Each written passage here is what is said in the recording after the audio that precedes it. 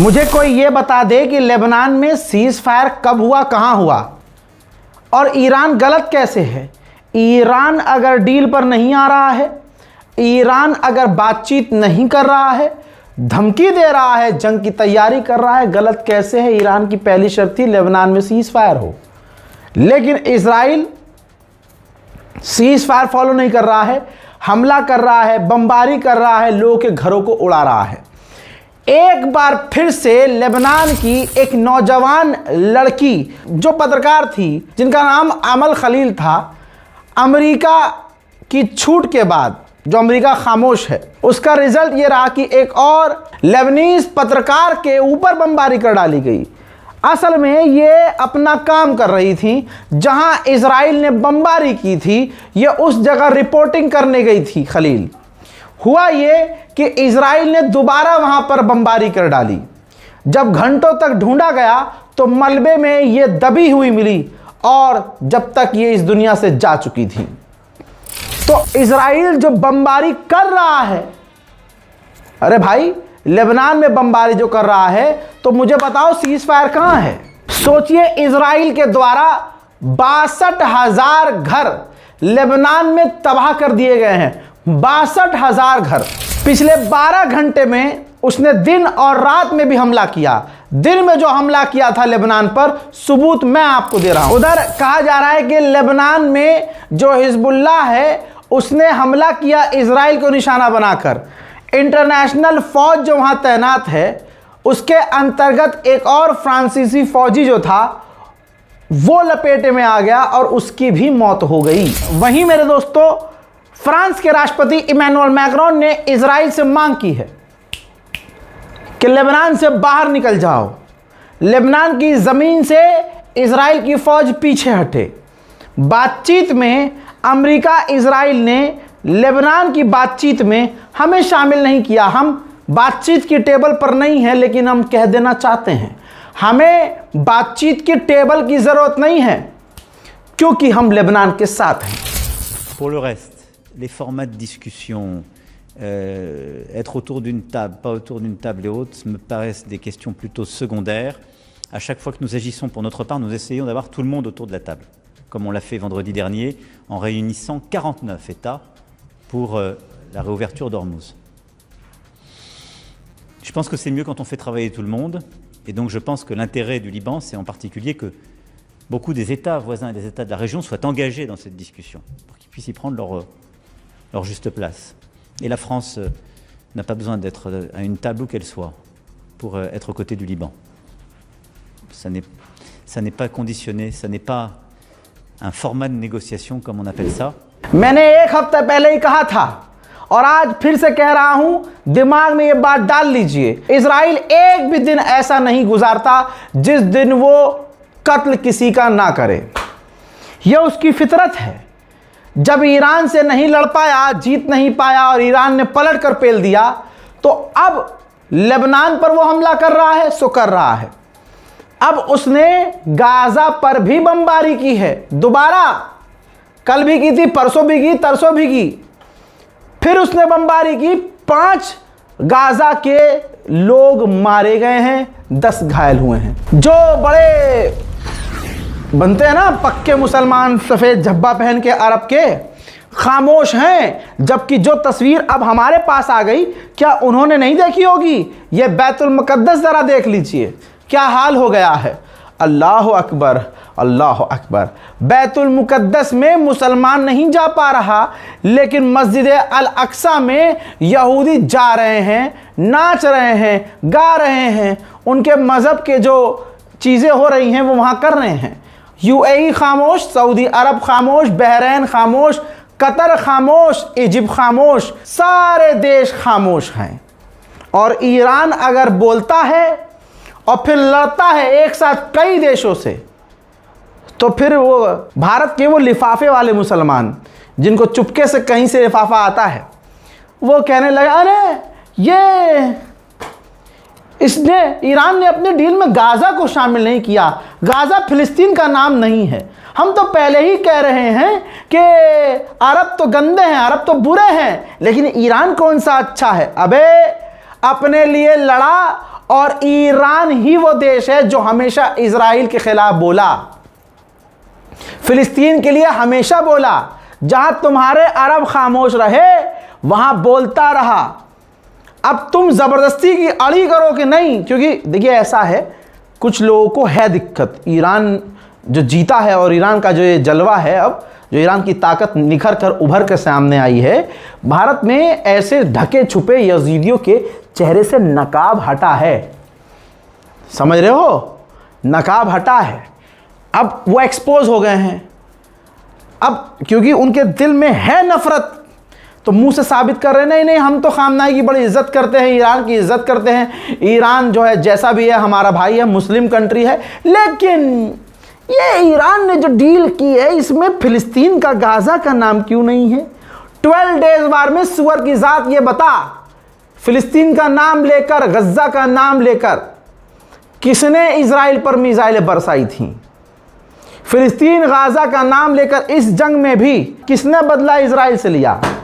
बताओ। International platform पर कोई दुनिया का ऐसा मुस्लिम देश नहीं है जो खड़ा होकर इजराइल के खिलाफ बोले, लेकिन वो ईरान है जो हमेशा बोलता है।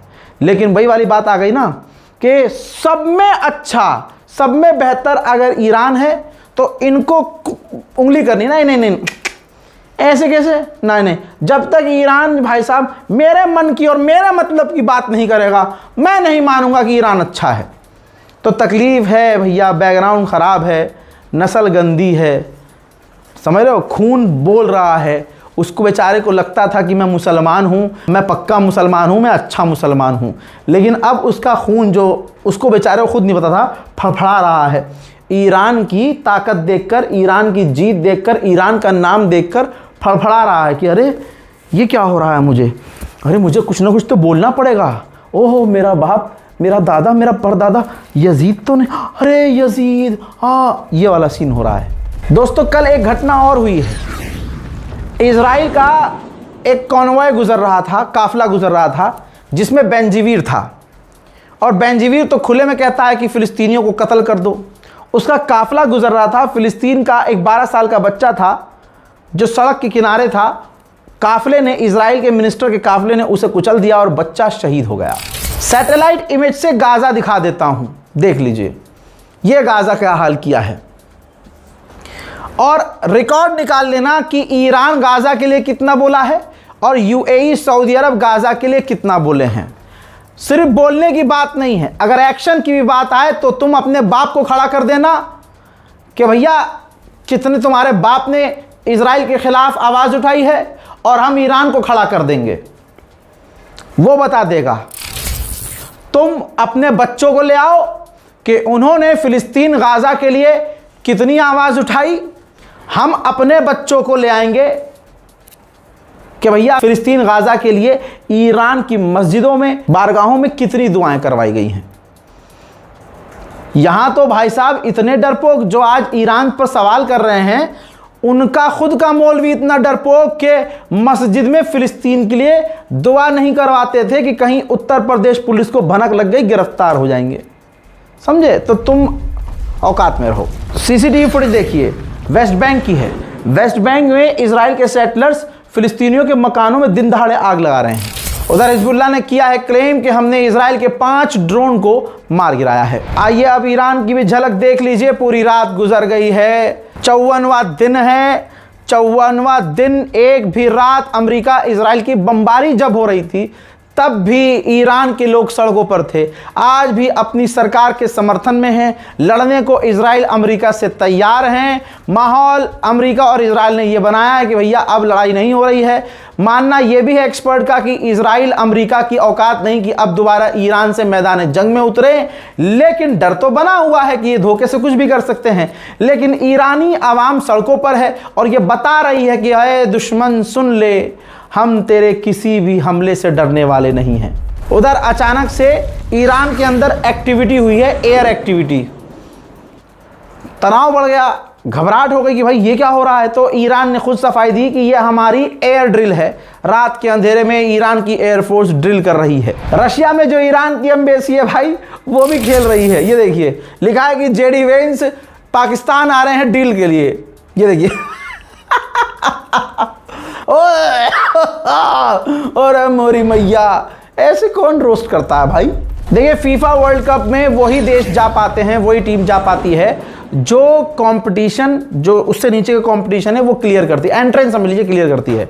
ईरान की फुटबॉल टीम ने वो क्लियर किया हुआ है, इटली ने किया नहीं है, इटली फेल हो गया है। और फीफा को होस्ट कर रहा है अमेरिका, तो अमेरिका फीफा पर दबाव बना रहा है कि आप ईरान की टीम को निकालो और इटली की टीम को ले लो, और इटली की टीम फेल हो चुकी है लेकिन ले लो। यह है अमेरिका का न्याय। वहीं डोनाल्ड ट्रंप ने अभी जो बयान दिया उसमें उसने हमारी रिपोर्ट को सही साबित कर दिया। ये रही रिपोर्ट। डोनाल्ड ट्रंप ने फॉक्स न्यूज़ पर ऑडियो में बताया है, फॉक्स न्यूज़ पर यही वाली बाइट चली है जो आपकी स्क्रीन पर है। उसने बताया कि अमेरिका में कह रहे हैं लोग कि मैंने सीज फायर इसलिए कर लिया, जंग ख़त्म इसलिए कर ली क्योंकि चुनाव आ रहे हैं, लेकिन मैं बता दूं ऐसा नहीं है। ईरान को हमने, अब देखिए यहाँ से रज़ाग्राफी वाली बात सही साबित हो रही है। इसने कहा कि ईरान को हमने कोई डेडलाइन, कोई टाइमलाइन नहीं दिया है। वो आए, हमसे प्रपोजल लेके आए, अच्छा ऑफर लेके आए, तब आगे बात होगी। तो यही बात तो मैंने कल कही थी कि ये ईरान की सबसे बड़ी जीत है, जो अभी तक सिर्फ डेडलाइन डेडलाइन डेडलाइन दे रहा था, ईरान को धमकी दे रहा था, अब खुद कह रहा है फॉक्स न्यूज़ पर कि भैया हमने कोई डेडलाइन, मैंने कोई डेडलाइन ईरान को नहीं दी है। 5वीं बार जो अमेरिका का संसद है वो फेल हो गया। 5वीं बार बिल लाया गया था, वीडियो आपके सामने है। 5वीं बार कानून लाया गया था, बिल लाया गया था कि ट्रंप की पावर को कम कर दिया जाए क्योंकि ट्रंप बेवकूफ़ी कर रहा है, लेकिन 5वीं बार भी ये विधेयक पास नहीं हुआ। उधर 3 और ईरान के टैंकरों को अमेरिका ने एशिया में रोका है। जी हां, आगे की जानकारी नहीं है कि सीज कर लिया है, हमला किया है, नहीं, लेकिन यह भी है कि 50 टैंकरों में से 5 टैंकरों को लगभग रोक पाया है अमेरिका। बाकी सारे बेझिझक, बिना डरे बिना रुके अमेरिका की बात इग्नोर किए आ और जा रहे हैं। मेरे दोस्तों, बात अमेरिका ये चाह रहा था करना कि ईरान की रिजीम चेंज कर दी जाए, लेकिन यहां आप देखिए, चाहे वजह कुछ भी हो, अमेरिका की रिजीम चेंज हो गई है। अमेरिका की नेवी फोर्स के, अमेरिका की नौसेना का जो चीफ है उसको निकाल दिया गया है। ये अमेरिका का नौसेना का चीफ था, इसको अब निकाल दिया गया है। तो भाई साहब, रिजीम तो अमेरिका में ही चेंज हो गई ना। मेरे दोस्तों, ये रहा सबूत। एक बार फिर से इस बात का सबूत है कि अमेरिका धोखे से हमला करेगा। ये देख लीजिए, बहुत सारे टैंकर जो फाइटर जेट को उड़ते उड़ते रिफ्यूल करते हैं, भारी मात्रा में एक बार फिर से मिडिल ईस्ट के इलाकों में पहुंचे हैं। वहीं ईरान ने भी वीडियो जारी किया है तब का, जब उसने अपनी छोटी छोटी बोट से लाइबेरिया के टैंकर को सीज किया था। ये देखिए, जो छोटी वाली बोट है, बहुत छोटी बोट होती है ये, इसमें ईरान की नौसेना गई और लाइबेरिया का जो टैंकर गुजर रहा था उसको रोका, इंटरसेप्ट किया। जी हां, ये ईरान ने अपनी ताकत दिखाने की कोशिश की है और ईरान ने अपने आप को साबित किया। जैसे अमेरिका कर रहा है, ये ईरान काफ़ी पहले से कर रहा है। हाई क्वालिटी, हाई रेजोल्यूशन में वीडियो अब ईरान ने जारी किया है, किस तरह से स्ट्रेट ऑफ हॉर्मुज में ईरान का आप देख रहे हैं रौला है। ईरान की नेवी सिर्फ टैंकरों को रोकती नहीं है, टैंकरों को रोककर उसका पीछा करके उस टैंकर में जा भी रही है। आप देखिए, घुस भी रही है, चढ़ भी रही है, और अंदर जाकर पूरा सीज कर लिया गया, जांच की गई, जांच पड़ताल की गई, और इसकी पूरी वीडियोग्राफी की गई है भाई। और वीडियोग्राफी भी पूरे प्रोफेशनल तरीके से की गई है, जैसे अमेरिका करके दुनिया को डराता है। इजराइल ने इजरायली 2 F-15 के टेक्नीशियन, F-15 फाइटर जेट के 2 टेक्नीशियन को गिरफ्तार किया है। इल्ज़ाम उन पर यह है कि उन्होंने फाइटर जेट की जानकारियां और सेंसिटिव जानकारियां ईरान को दी थीं। मेरे दोस्तों, भारत ने बड़ी सफाई दी है। अब इसमें सच है झूठ है यह आपके ऊपर है, माने या मत माने, क्योंकि भारत ने कहा है तो मुझे बताना पड़ेगा। भारतीय गवर्नमेंट ने क्लियर किया है कि स्ट्रेट ऑफ हॉर्मुज से गुजरने के लिए हमें और हमारे टैंकर को ईरान को पैसे देने नहीं पड़ रहे हैं। वो बात अलग है कि ईरान ने भारतीय टैंकर को सीज किया, भारतीय टैंकरों पर भी गोलीबारी की और ये तब हुआ जब सो कॉल्ड मेजर गौरव आर्या ने इजराइल को अपना सगा भाई बताया नेशनल टेलीविजन पर और लेबनान और गज्जा पर बमबारी करने के लिए इजराइल को हिदायत दी। मेरे दोस्तों, अमेरिका का सबसे बड़ा अखबार जो माना जाता है उसमें वॉशिंगटन पोस्ट भी है, जिसने छापा है कि डोनाल्ड ट्रंप की जो सबसे बड़ी ताकत थी इकोनॉमी, वही अब उसकी सबसे बड़ी कमजोरी हो गई है, क्योंकि ईरान ने अमेरिका की इकोनॉमी को हिला दिया है। इजराइल का मानना यह है कि अभी भी अमेरिका और ईरान में काफ़ी गैप है, दोनों एक दूसरे की किसी बात से राज़ी नहीं हैं। और देखिए, ट्रंप ने कहा है कि मेरी कोई डेडलाइन नहीं है, लेकिन इजराइल कह रहा है कि हमारा मानना यह है कि आने वाले संडे तक अमेरिका ईरान पर हमला कर सकता है। मेरे दोस्तों, व्हाइट हाउस ने सफाई दी है कि ईरान ने जो 2 वेसल सीज किए हैं वो ना हमारे हैं ना इजराइल के हैं। ये झूठी खबर है। अगर उसने सीज किया भी होगा तो वो किसी और देश का होगा। मेरे दोस्तों, डोनाल्ड ट्रंप की आप ये देखिए कितनी जिंदगी झंड हो गई है। जो कल तक सिर्फ हथियारों से बात करता था, आज ईरान जो कर रहा है वो कह रहा है कि नहीं, हमें इससे फर्क नहीं पड़ता। ईरान ने जो स्ट्रेट ऑफ हॉर्मुज़ में जहाज़ों को सीज किया है, सारी दुनिया कह रही है डोनाल्ड ट्रंप कहो ये तो सीज फायर का उल्लंघन कर रहा है ईरान। लेकिन ट्रंप ने क्या कहा, ना, ईरान ने जो टैंकरों को सीज किया है यह हमारे लिए सीज फायर का उल्लंघन नहीं है।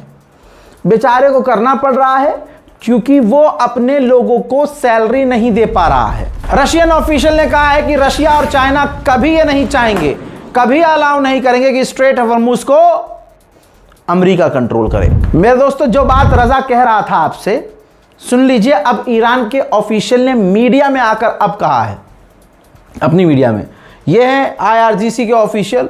इन्होंने कहा है कि हमने अमेरिका से सीज फायर की मांग की ही नहीं थी और ना हमें सीज फायर चाहिए था, बल्कि हमारे लोग तो हमसे कंप्लेन कर रहे हैं कि आपने सीज फायर किया ही क्यों। अब देखिए, इजराइल का सबसे बड़ा अखबार है जेरूशलम पोस्ट, तो दुश्मन के अखबारों को खंगालना पड़ेगा ना। तो समझ तो आपको तभी आएगी ना कि दुश्मन क्या कह रहा है।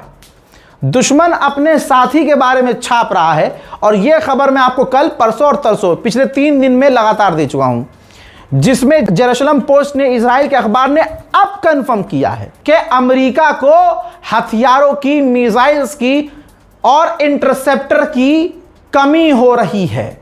यही तो वजह है दोस्तों कि अमेरिका हमला नहीं कर रहा है, वो वक्त बढ़ा रहा है, हथियार इकट्ठा कर रहा होगा।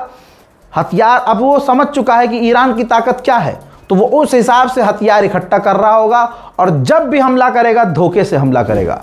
अब सुनिए, अब वो बात जो रजा भाई आपसे शुरू से कह रहे थे, जब ईरान पीट रहा था अरबों को, और चीख चीख के मैं अरब को भी कह रहा था कि भाई देख लो, जिस पर तुमने भरोसा किया उसने तुम्हें बचाया नहीं, बल्कि वो भी पिटा, तुम भी पिटे। तुम पहले पिटे, वो बाद में पिटा। अब देखिए, आ गई है बात। रूस का अखबार है स्पुतनिक, खतरनाक रिपोर्ट है। कहा गया है कि सऊदी अरब अपनी सिक्योरिटी के लिए चाइना, पाकिस्तान और तुर्की को देख रहा है, क्योंकि इस जंग में अमेरिका पर से सऊदी अरब का भरोसा उठ गया है। एक और अपडेट आया है, पाकिस्तान के बॉर्डर की तरफ से ईरान में घुसपैठ हो रही थी, ईरान ने सीधा गोली मारकर मार डाला है, कत्ल कर दिया है आतंकवादियों को जो पाकिस्तान से ईरान में घुस रहे थे। एक चीज़ क्लियर हो गई इस खबर से कि ईरान की बहुत पैनी और बारीक नज़र है अपने बॉर्डर पर इस वक्त। वहीं मेरे दोस्तों, कल शाम इंडिया का एक टैंकर जिसका नाम देश गरिमा है, भारत का झंडा लगा हुआ है, हमारे ऑफिशियल्स वहाँ मौजूद थे, हॉर्मुज़ से कामयाबी से सेफली निकले हैं। और जब वहाँ से निकल गया ये टैंकर, तो आगे जब बढ़ा स्ट्रेट ऑफ हॉर्मुज़ से, तो भारतीय नौसेना ने, युद्धपोत ने उसको गाइड किया, उसको गार्ड करते हुए भारत की तरफ लेकर चलते नजर आए। हजरात, इस रिपोर्ट को शेयर कीजिए, अपनी दुआओं में मुझे याद रखिए, चैनल को सब्सक्राइब कीजिए। जय हिंद।